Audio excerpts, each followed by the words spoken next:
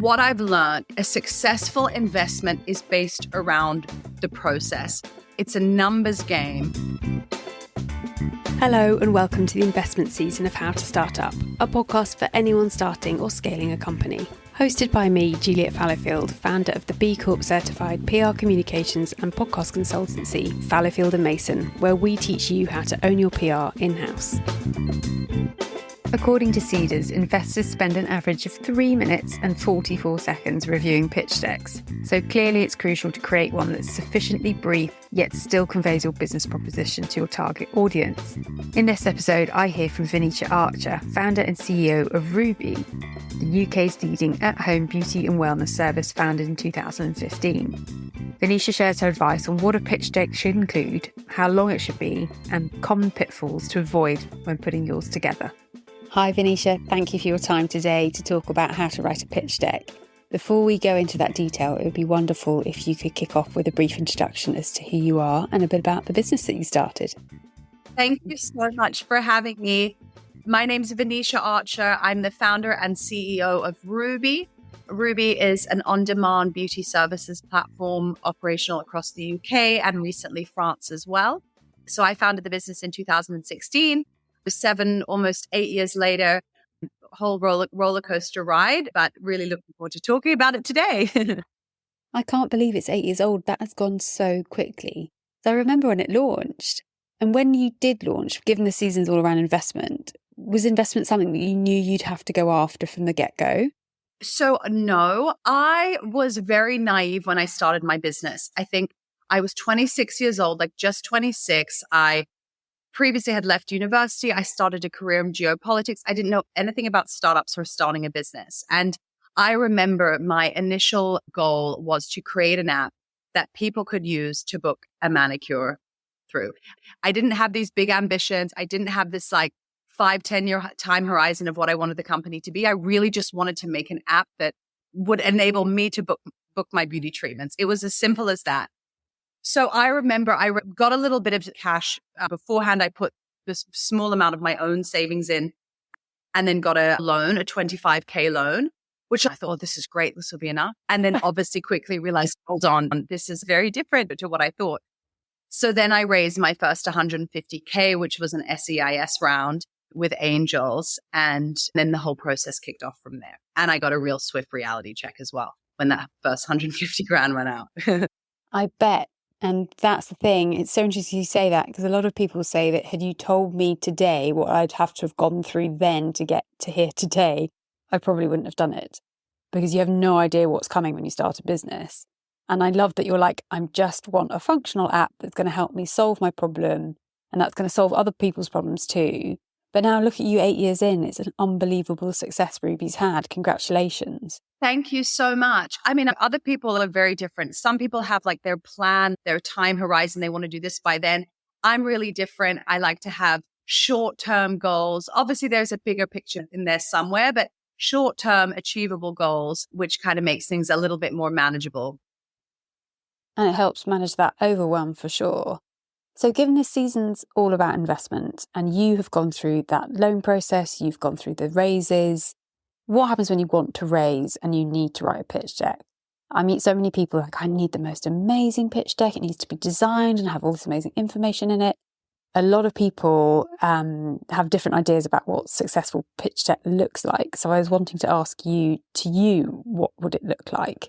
So pitch decks. So I don't think you'll get any founder, if you ask any founder, do they enjoy the pitch deck experience? I think everyone that I've spoken to, we hate it. It's the thing I hate most about what I do. It's like when fundraising season comes along and you have to put a pitch deck together. It's just like, oh, they're really hard because you have to distill all of this information into a very simple, beautiful, incredible document. And it's challenging. You know, I've spent so much time on my pitch decks. I've done so many of them.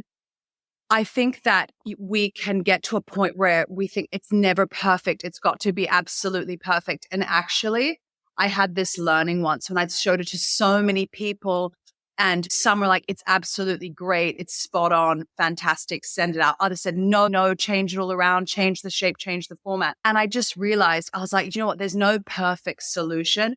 As long as it tells the story well, it looks good, and you can speak to it, as long as it's to a certain standard, that's great. I think we can go around in circles thinking this thing has to be in a certain way. And actually, at the end of the day, it's got to tell your story. It's got to make sense. It's got to sell the dream, all those kind of key facts in there. And it's a way that you talk about it when you have those subsequent conversations with investors. So I was going to ask, what is a pitch deck? I mean, a lot of people have an idea of what they think a pitch deck is, but for you, what defines a pitch deck? So a pitch deck is a document that outlines your business, what it stands for, and what you're looking to achieve, the mission of the company, and it's formulated for a fundraising round. So it'll also include information about the financials and what you're looking to raise and on what terms. We often talk about this in communications, that a lot of companies, a lot of startups have spent a lot of time looking internally and they forget to think externally, and they forget to think about what their audience might want to hear or see. So for you, how do you bring all that information down into one place, and sort of what information is absolutely paramount to include? Presumably a summary of the business, the goals, the financials. Yeah, absolutely. Information about the product as well, any traction that you've had, any things that kind of bring the personality out of the business, whether it be testimonials or KPIs that are super strong, like, for example, return run rate. I think that the average investor looks at a pitch deck for almost 4 minutes, and they focus on the team, the financials, the competitive environment. So that's what they're really looking at. So I always say make sure to include those slides as well, because that's what investors are looking for. And what is it about the team that they're looking for? I think they want to know that there is a strong and capable group of people or individuals that can actually make this happen. I think investors are looking at hundreds of pitch decks a week, if not more, and they have that sort of quick scan. And one of those is, great, it's a great idea, but how is this going to happen? And I think particularly with early stage, it's very much about the founder and the founding team, because they are the ones that can actually make this a reality. So an overview of the talent that you already have within the business and their key capabilities, what they're going to be able to do to support with the business and with you. Actually, that's really interesting. I hadn't thought about that, because I know a lot of people talk about when you're in the room, through the first hurdle of getting to that room, it's then your passion for the business, then how well you articulate your business and how much you believe in it. But I guess it can also be the team that support you. And that's one of the hardest parts of running in companies, the people, is finding the right people, onboarding them, and the amount of time that you can waste doing this as well when you get the wrong people. And my goodness, we've learned the hard way. So what would you say, a one-pager synopsis of the talent in the team and their key capabilities?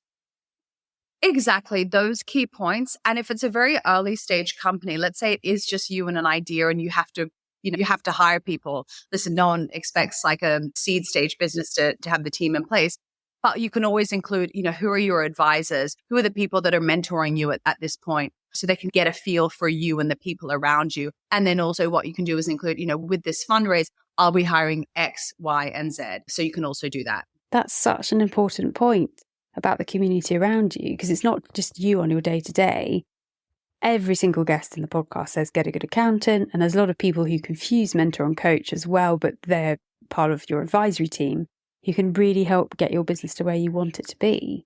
And then in terms of the financials and numbers, a lot of people talk about they're not comfortable managing sort of the budget side of things. They don't feel particularly strong on their financial literacy. They could have an amazing idea, but they're just really not confident on the number crunching. Is that something you came up against, or is it something you really enjoyed about running your own business? And how did you tackle that part of it? So for me, I don't have a financial background, and so it wasn't something that came naturally to me. So it was a really steep learning curve to understand I never put a financial model together myself. I don't know if I'd even be finished with it now. I'm the one to have to try put it together, but definitely I brought on an advisor who could help with the financial modeling. And just like the pitch deck, it's like an iteration over time. I think in the early days, it's very much proving out the key of a business through kind of assumptions. No one expects it to be right.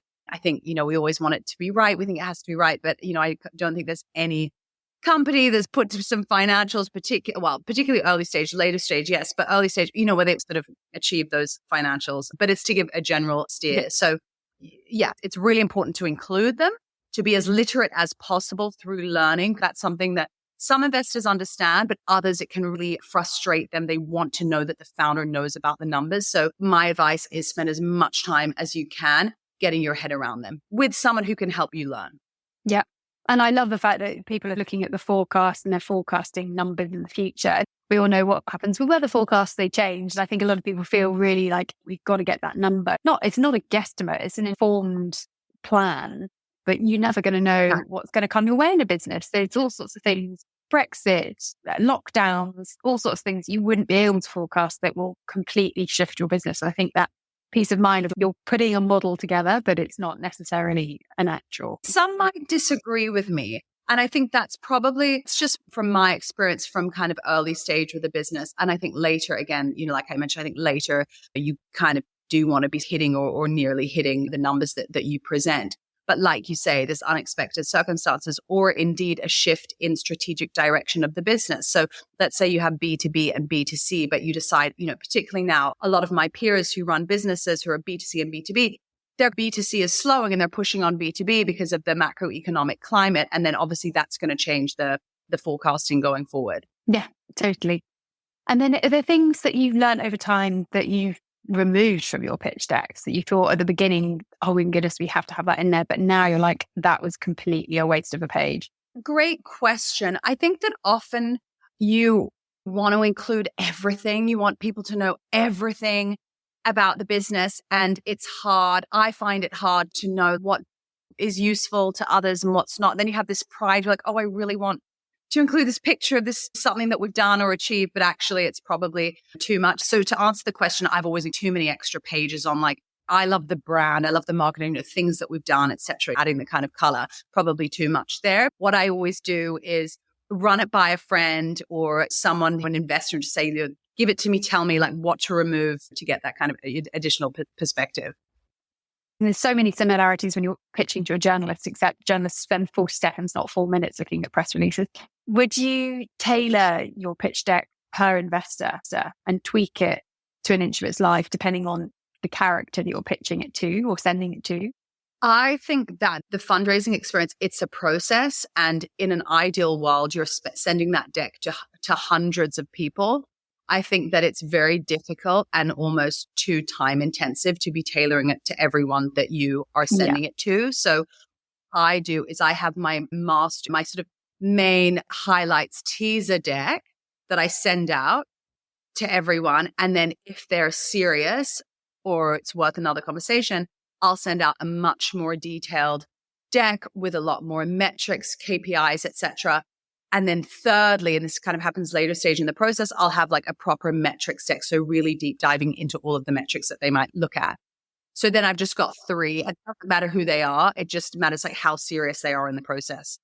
Yeah. And it saves you time, that automation of those processes. I love it. Someone said to me in a podcast, automate, delegate, solve, save yourself time. Yeah. And that is the automate. With that, how do you design a pitch deck? Because something I've really struggled with is finding good designers to help us with our social media templates or to make things look beautiful. In our business, we're very wordy people. We're not graphic designers. And I've yet to find someone that can understand our brand visually. How do you go about getting this beautiful? Oh, you've got all the numbers, you've got all the copy. How do you make it look beautiful?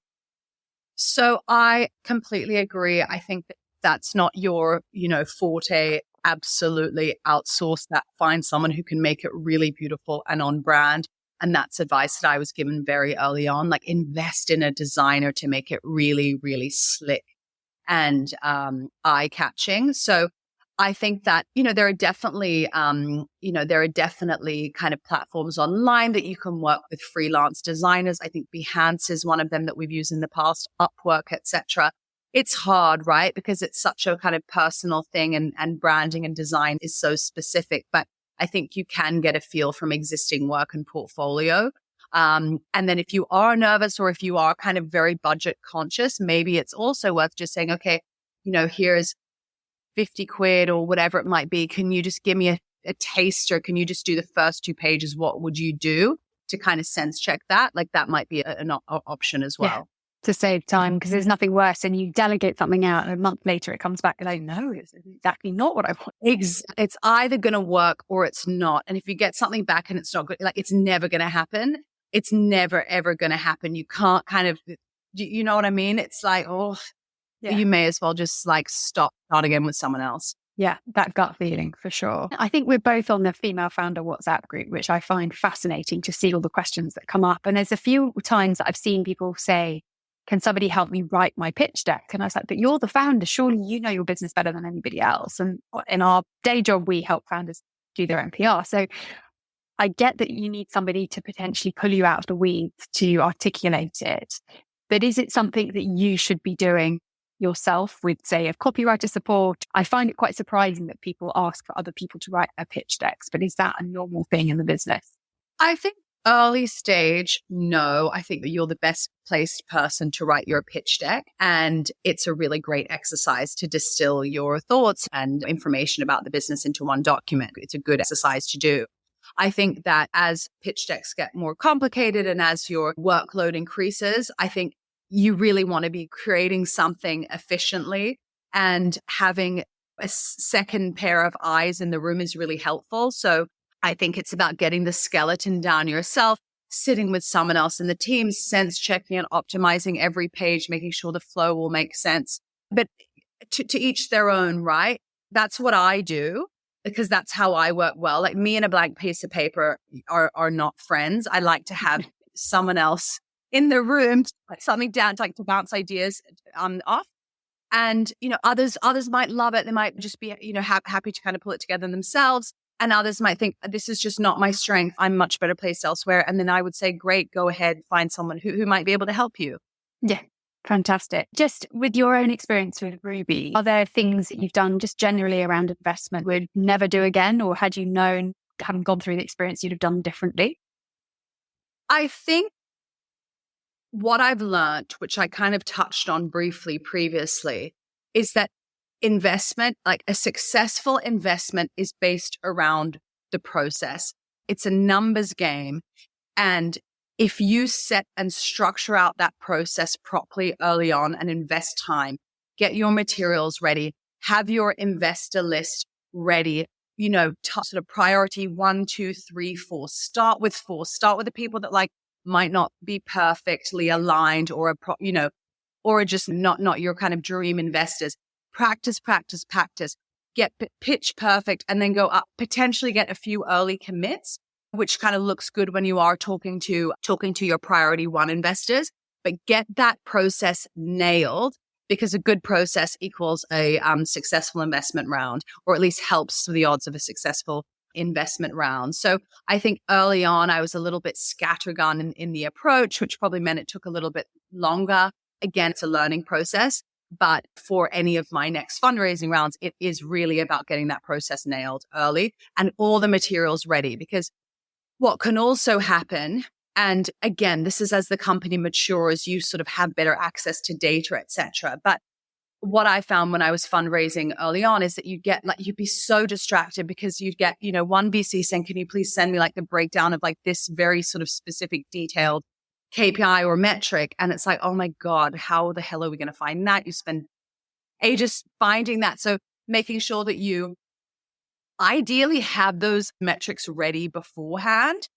Or if you haven't, make sure that you start to record these so you can then put them into a broader document to share with future investors as well. Yeah, anything to save time. You're not double handling. You've got a million versions of the same thing hanging around. It's that sort of clinical documentation. I know my team laugh at me about our processes, but even in PR, it's important that we've got banks of hero copy, that there's one version that we all use that, isn't sort of muddled up in lots of different emails.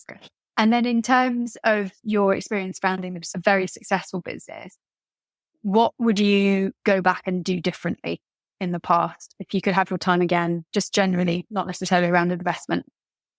Is there something that you now know and looking back? It's such a hard question, because if I started the business today, I would leapfrog to the end. You make so many mistakes.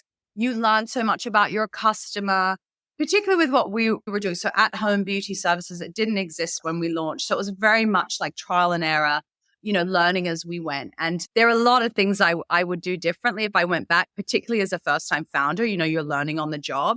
But at the same time, it's really great making those mistakes. It's really great actually living those learnings, because you don't make the same mistakes again. In terms of, like, to answer your question directly, the main thing for me, the biggest learning I've had is how crucial an excellent team is. And the day you bring someone amazing on, you're like, whoa, everything kind of flows and it's game changing. So really hiring a great team early is what I would recommend. I would always say hire fewer people, but those who are more aligned or more experienced, because you can get a lot done with a few strong people. Oh my goodness, it is the best money I've ever spent on the business, is investing in people. But on the flip side of that, getting the wrong people, it can just drain everybody's energy and it can take up so much time and thought and attention. And you have to make those quick decisions, which not everybody is comfortable with doing. But flipping back to investment quickly, is there such a thing as taking the wrong investment? I mean, similar to taking the wrong people, I imagine you can also have the wrong investors. So I think that, yes, a lot of entrepreneurs or founders would say that they brought the wrong investors on. So it might be those who aren't necessarily aligned with the founder's goals, whether that be in terms of when they're looking to exit or what they want for the company. So I think really understanding the investor's goals when you are having those early conversations is crucial. I think that understanding what you want from an investor is really important to define early on. Are you looking for angels who are going to put some money in and let you get on with things? Are you looking for strategics who can introduce you to the right people or support with fundraising or support with strategy? Who are those people? Making sure that you're asking the right questions as well when you are having those early conversations. And then also understanding how much time you want to spend with those investors. So I think that there are a lot of stories where people, like, they've sort of had a small ticket from someone in kind of an early round and they are, sending more emails than their number two. And so they're sort of become a time drain. So I think really setting intentions early is crucial. Well, that's it, isn't it? Because you're bringing more people into the business, aren't you? And there's accountability there, and it's what they can expect from you, how much they can expect from you. You have taken finances from them for your business, but oh my goodness, I've heard so many horror stories in the co-working place that I use of this investor put in X, but they're demanding X plus, plus, plus, plus. And a lot of people say the smaller the investor, the more demanding they are. And perhaps it's setting out from the get-go of, this is how we work. This is what we're going to be doing in terms of communication. This is what we're offering you in terms of feedback and updates. And this is what also we would like back from you. And is that realistic? I think that management of expectations from upfront is a key element of any business practice, actually. At the end of the day, I think when it comes to investors, I think that we have a responsibility to communicate with investors, and you can just decide how to do that in whichever way you want. For us, we send quarterly reports. We used to send monthly reports, and that was too much. I sent a message to everyone, we're going to send quarterly ones. This is what you're going to receive. Done. They know when they're going to hear from me. They know they can message me. But I think having those regular updates is really useful. So setting that out, defining it, and sticking to it is important. So that trust is built, their expectations are managed, they know exactly what you're going to be doing and when. I completely understand why that makes total sense. So something that we've been doing with our guests on our podcast is that the previous guest has a question for you, and we'd like you to ask a question for the next guest. So the question from the previous guest, which was Michael Tobin, was what piece of advice that was given to the younger version of you that has really stayed with you and helped tune your business today? The advice that was given to the younger me that's always stayed with me is to have the courage of my convictions. It's always stayed true, and something that I like to say to people who are beginning in their journeys too. And what would be your question for our next guest? The question I'd like to ask the next guest is, what is the one thing that you've done for your business that has really moved the needle, that's really enabled you to grow faster or accomplish things faster than you had in the past? Thank you so much for your time today. It's been so interesting talking to you, and I've learnt so much about pitch decks. Thanks. If you'd like to contact Venetia, you can find all of her details in the show notes, along with a recap of the advice that she has so kindly shared. Thank you for listening to How to Start Up. I hope these conversations offer you some confidence, encouragement, and reassurance that you're on the right track. If you've enjoyed this podcast, I'd be so appreciative if you were to rate, review, and subscribe, as it will really help other people starting a company discover it. Of course, if you've got any questions at all on PR communications or podcasting, please don't hesitate to get in touch with me, because at Fallowfield & Mason, we love supporting startups.